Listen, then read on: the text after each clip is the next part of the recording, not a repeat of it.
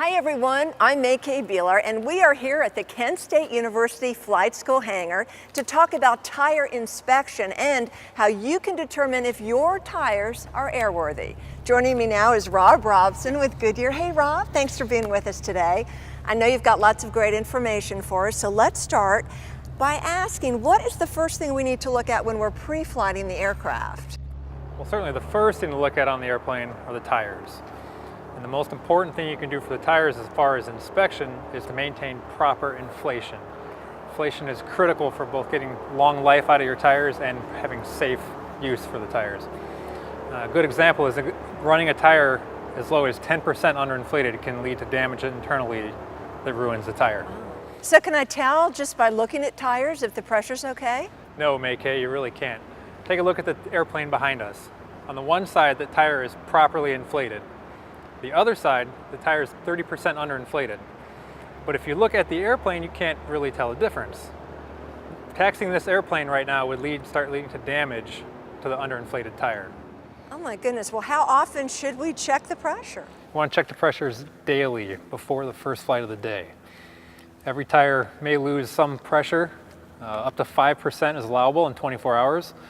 So it's very important to check that pressure and not let it go multiple days where you can get easily to that 10% underinflation where damage can be done. Okay, so what's the best way to check the pressure? Definitely with a calibrated pressure gauge, digital gauge or a round dial gauge, either is fine. Check your POH or the inspection manual for the airplane should have the proper pressure to inflate to. Okay, so we've checked tire pressure. Now what's next?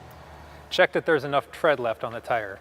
You want to remove a tire if it's worn past the bottom of any groove at any point. Okay, well what about uneven tread wear? Uneven tread wear is okay from the tire standpoint as long as it's not worn past the wear limits or if it doesn't cause any vibration. You do want to check to find what the source of the uneven wear is for the tire, whether it's underinflation, overinflation, improper gear alignment. Some airplanes just have a tendency to wear one side faster than the other. So can you swap out the tires to even out the wear? Certainly. It's similar to rotating tires on a car, except you have to dismount the tires and remount them facing the opposite direction on the wheel. Okay, so what else should we be looking for? Anything that might make the tire unsafe. Goodyear's Aircraft Tire Care and Maintenance Manual has a whole section with pictures on different conditions and removal criteria for each. But as a general rule, you want to remove any damage on any tire with any damage where you can see the cords down at the bottom of the damage. And what are some of the types of tire damage we can expect to see? One thing to look for is flat spots, especially in a flight school environment. Flat spots are not uncommon, but in and of themselves, they're not a cause for removal. You only have to remove a flat spot if it wears the tire past limits at that point, or if it causes an unacceptable vibration. Okay, now what about limits for cuts or foreign object damage to the tire? As a general rule with cuts, anytime the cut extends down to fabric, so you can see the cords in the bottom of the cut, you want to remove that tire. And Rob, looking at this tire, what happened here?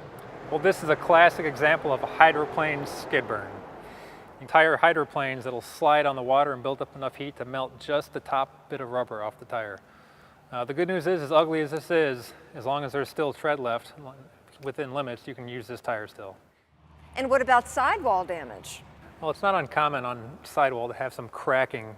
Tires have been sitting out for a long time, especially outside exposed to the sun.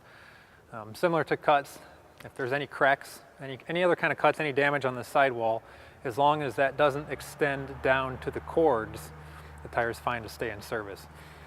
However, if you find a bulge on the sidewall, that could indicate an internal separation and that tire should be removed immediately. Anything else? Well, sometimes we might see chemical contamination on the tire. The airplanes may drip different fluids onto the rubber. You want to clean this off with a soap and water solution.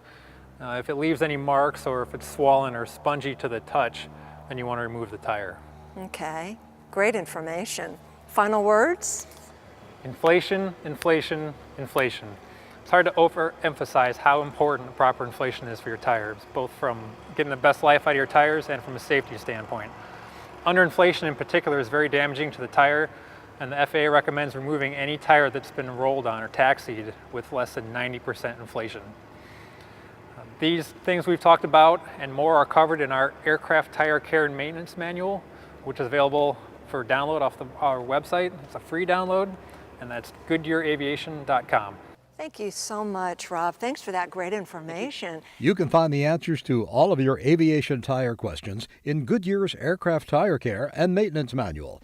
Download it for free at www.GoodyearAviation.com.